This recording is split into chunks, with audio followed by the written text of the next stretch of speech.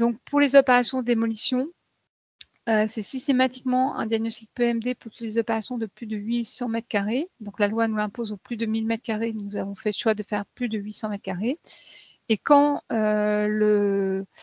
cela le justifiait et était pertinent par rapport à la grille de lecture qu'évoquait à l'instant monsieur Charal, nous demandons un diagnostic réemploi approfondi qui permet donc de confirmer, d'infirmer les possibilités de réemploi avec une étude documentaire beaucoup plus détaillée, ainsi qu'une inspection visuelle qui permet de disposer des éléments techniques qui permet ensuite de pouvoir les réemployer et de permettre à des architectes, des maîtres d'œuvre ou des entreprises de pouvoir se positionner sur ces matériaux avec des préconisations plus précises pour la dépose et une identification détaillée des nouveaux usages et des repreneurs possibles.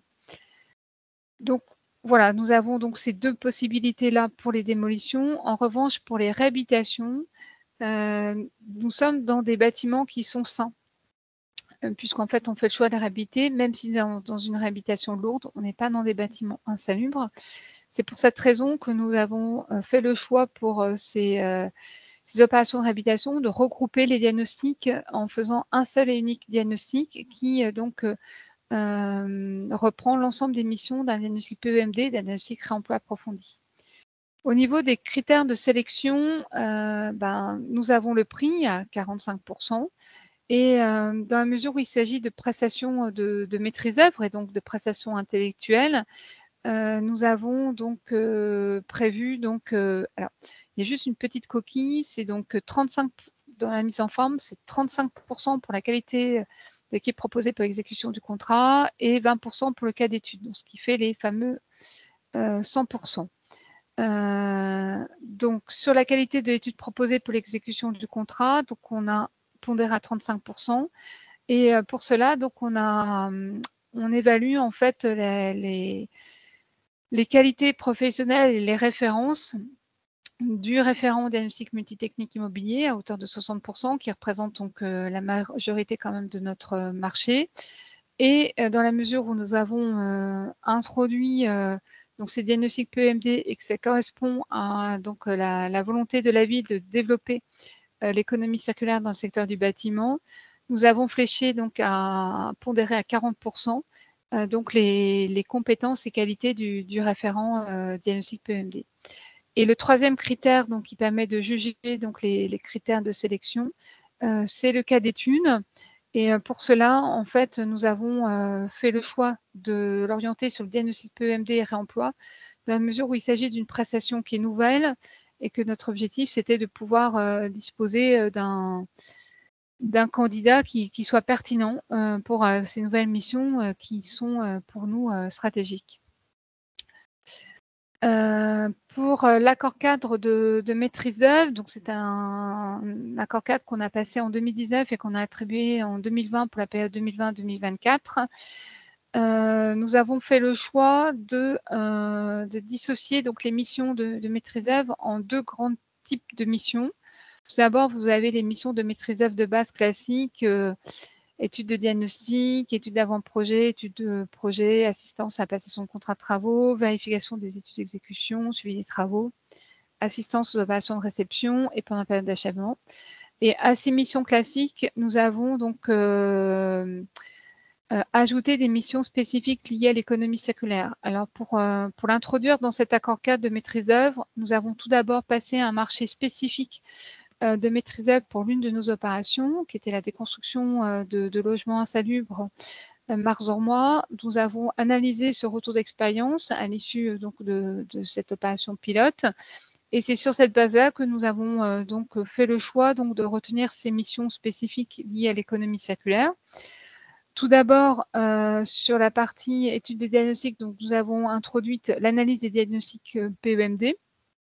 Et puis, dans le cas où notre accord cadre multidiagnostic n'était pas pertinent ou parce qu'il nous semble aussi intéressant dans certaines opérations que ce soit le maître d'œuvre qui ait la connaissance et la compétence complète de la gestion des produits et matériaux en réalisant lui-même le diagnostic PEMD et diagnostic remploi. Nous avons introduit ces deux prestations.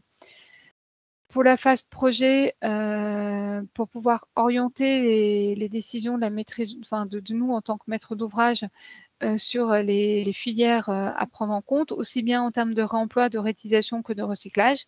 Nous pouvons lui demander une étude technico-économique sur la base des diagnostics et les objectifs à atteindre, puisque comme nous sommes un accord cadre, nous ne pouvons pas imposer systématiquement un objectif de valorisation matière ou de réemploi. Nous sommes obligés de l'étudier dans un second temps et notre accord cadre est une boîte à outils qui permet de répondre à l'ensemble des cas de figure que je vous ai évoqués à l'instant.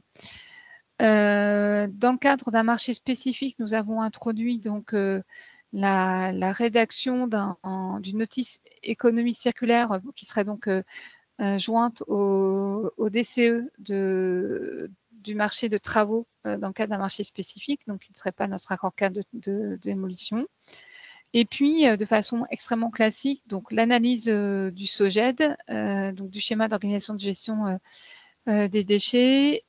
Et puis, pendant toute la phase d'exécution du travaux, donc deux prestations. La première, c'est la formalisation et la sensibilisation à l'économie circulaire des ouvriers et des entreprises, qu'on appelle nous des mini-formations pour faire des rappels systématiques donc, à l'entreprise de travaux. Et puis, le suivi de la gestion des produits, équipements, matériaux, déchets, y compris le suivi de la traçabilité des documents fournis. Ce qui nous semble important, c'est que pour chaque opération que nous menons en termes d'économie circulaire, c'est de systématiser la réalisation d'un rapport final du chantier et d'une synthèse de la gestion des PMD. Ça a pour nous deux vertus. Le premier, c'est de pouvoir faire prendre conscience à l'ensemble des acteurs, maîtrise ouvrage, maîtrise œuvre, et puis entreprise de travaux, de ce qui a marché, de ce qui n'a pas marché, et de pouvoir identifier les pistes d'amélioration dans un second temps par rapport aux performances et aux résultats obtenus. Et enfin, le troisième marché, enfin, pardon, sur l'attribution et sur les critères de sélection de cet accord cadre de maîtrise d'œuvre. Donc, nous avons fait le choix donc, de retenir le prix à 40%. Comme il s'agit là encore d'un marché de prestations intellectuelles, donc nous avions fixé 30% pour le cas d'étude et 40% pour la qualité de l'équipe.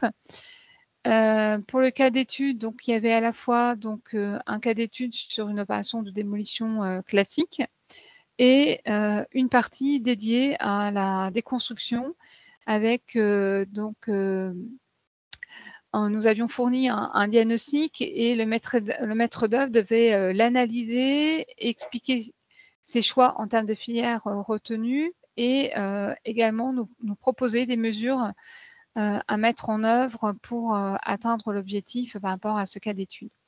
Sur la qualité de l'équipe, nous avions des minimums de capacité, donc un ingénieur chef de projet qui est spécialisé pour l'ensemble donc des démolitions de construction avec un suppléant, et puis un ingénieur spécialisé en économie circulaire ou par une expérience d'au moins 3 ans.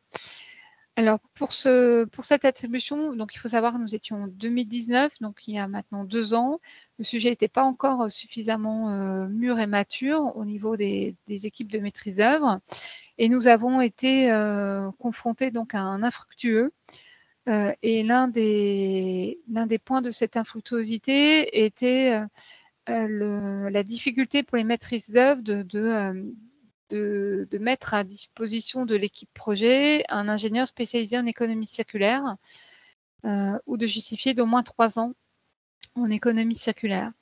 Donc, on a fait le choix d'ouvrir en fait cette exigence en introduisant les chantiers faible nuisance qui correspond aux chartes classiques faible nuisance et chantiers propres sur lesquels les exigences sont beaucoup moins poussées qu'une déconstruction sélective, mais dans lequel on amorce déjà la problématique de la gestion des déchets et un peu du réemploi. C'est pour cette raison que, du coup, en ouvrant cette opportunité donc, aux candidats, nous avons pu attribuer le marché en début 2021. Concernant l'accord cadre de travaux de démolition de construction, donc il est quasiment terminé en juin 2022. Donc nous sommes en train de travailler sur son renouvellement. Donc il a été donc il est opérationnel 2018-2022. Nous avons travaillé sur le CCTP de l'accord cadre et donc nous avons travaillé sur l'ensemble des clauses de l'accord cadre. Donc, comme l'expliquait à l'instant, ce n'était pas, enfin, le fait de ne plus faire le copier-coller et donc du coup de se reposer les questions et de se questionner sur l'ensemble des clauses, sur l'ensemble des clauses, ça nécessite un certain temps. Et ça a permis de faire travailler, donc moi qui est plutôt, on va dire, l'experte économie circulaire, les chargés d'opération qui ont en charge donc l'exécution eux-mêmes de ce marché de travaux démolition, mais également l'acheteur. Et donc, nous avons plusieurs réunions ensemble pour pouvoir arbitrer et décider de l'ensemble des clauses. Donc, nous avons analysé une à une donc, les clauses du guide Démoclès pour savoir si on allait les reprendre ou non. Comme je vous l'ai dit, c'est un marché, un accord cadre, donc c'est une boîte à outils qui répond à une grande diversité de cas de figure. C'est pour cette raison que deux clauses n'ont pas été retenues. Celle qui impose un taux de valorisation supérieur à 70%. Donc, nous avons fait le choix de plutôt le déterminer dans un second temps avec notre maître d'œuvre démolition, comme je vous l'ai exposé à l'instant. Et puis, la clause sur la désignation d'un coordinateur spécifique déchets, puisque en fait, nous avons sur ce marché-là déjà une personne référente pour l'ensemble de l'accord cadre de travaux de démolition. Nous avons introduit un chantier spécifique, donc des clauses spécifiques qu'on appelle les chantiers économie circulaire, dans lequel en fait on met en œuvre toute la stratégie que je vous ai déjà commencé à vous évoquer avec le diagnostic et avec donc la maîtrise d'œuvre. Et donc, pour ces chantiers économiques circulaires, ce sont toutes les opérations de démolition de plus de 800 mètres carrés et dans lequel nous avons une somme différents articles qui sont dédiés et qui sont donc soumis à la décision de la maîtrise d'ouvrage. Notamment, il est possible pour nous de le faire pour des opérations de démolition inférieures à 800 mètres carrés si cela se justifie. Et sur lequel, donc, du coup, nous mettons en œuvre toute une série de clauses qui permettent de pouvoir avoir un taux de valorisation matière le plus optimum possible. Il y a eu un énorme travail de mise à jour des filières de traitement et de réemploi avec une introduction du tri à la source pour des filières spécifiques. Et pour cela, donc, ce qui est important et ce qu'on a évoqué tout à l'heure, c'est la nécessité de faire un sourcing auprès des entreprises de démolition, mais également auprès des prestataires de traitement et des acteurs du réemploi pour savoir ce qui peut être réalisé ou non, les risques éventuels et les surcoûts, afin de nous donner toutes les garanties nécessaires pour pouvoir attribuer le marché. Nous avons travaillé également sur les pénalités, donc avec des pénalités en cas de retard ou non remise des documents, notamment ceux sur la traçabilité comme les bons de suivi de pesée et les bordereaux de suivi. Nous avons renforcé les pénalités en cas de non-respect des engagements du candidat ou des cahiers des charges. Nous avons une pénalité très forte puisqu'elle est plus de 10 000 € quand les déchets sont bien sûr brûlés sur le chantier, donc il y a des forts risques en termes environnementaux. Et puis ensuite, nous avons des pénalités plus spécifiques liées à l'obligation de nous soumettre pour avis, enfin soumettre pour validation à la maîtrise d'œuvre le collecteur ou le prestataire de filière.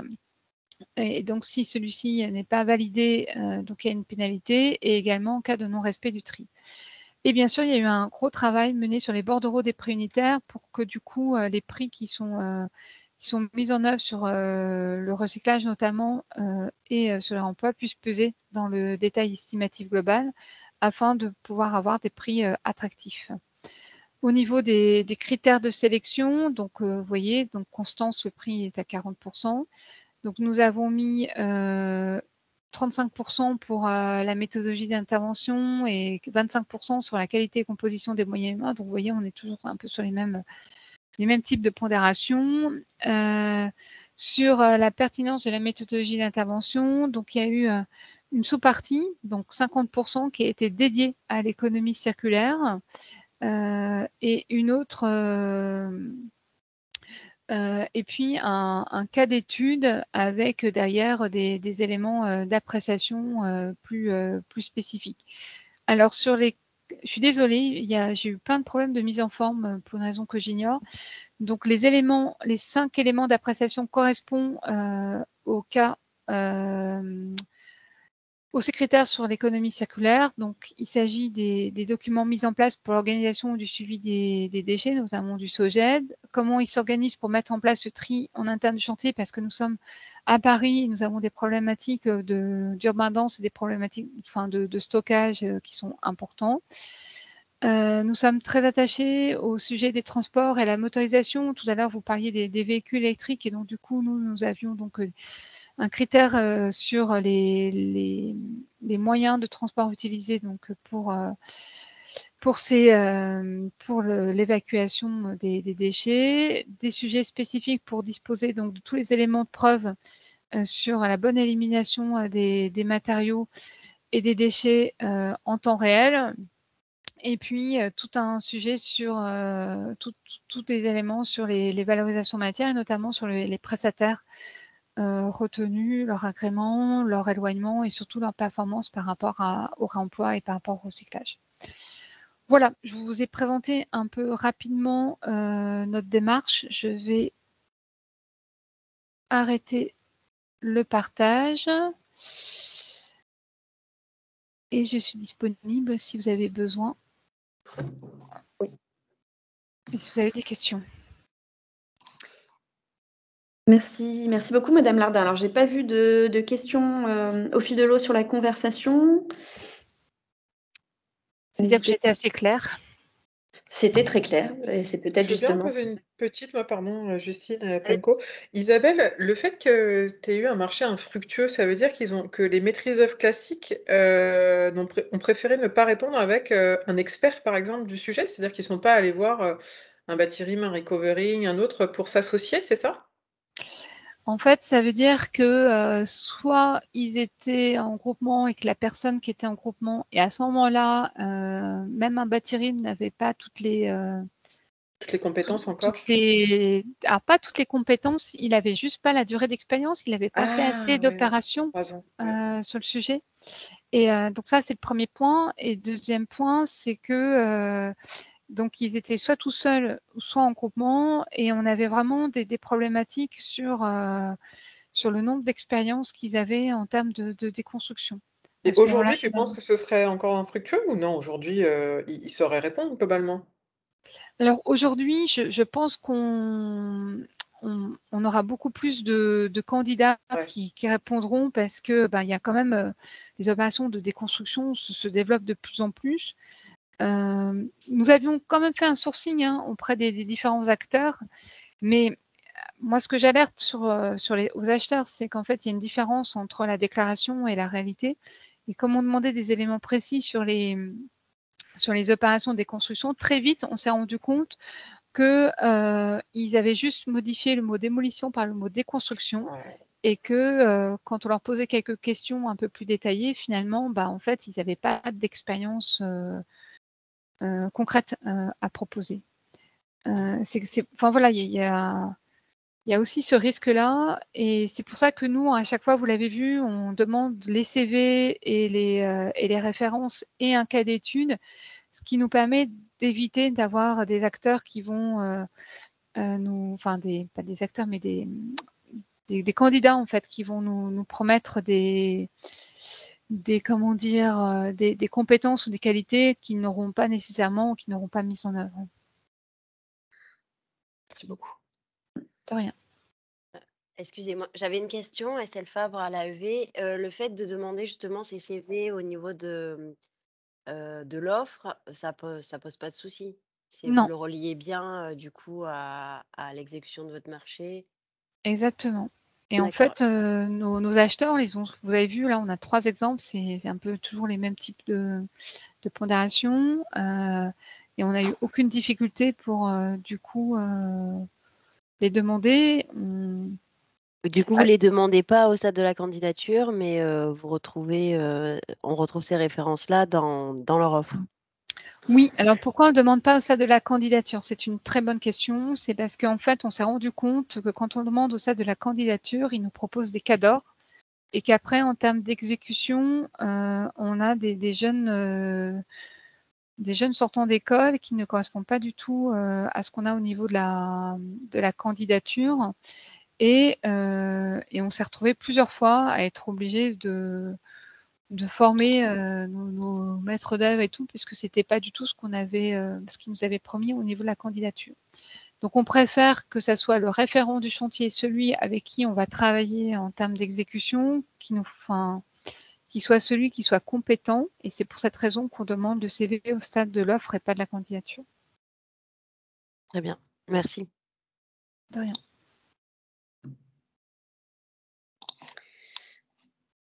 Très bien. Merci beaucoup encore, Madame Lardin, pour ce témoignage. Justine, je vois que vous avez aussi commenté. Aujourd'hui, on se rend compte que beaucoup d'entreprises qui n'ont pas les compétences répondent quand même. Non, je confirme que c'est très important ce que dit Isabelle, effectivement, sur le choix des prestats, qui n'est pas évident aujourd'hui.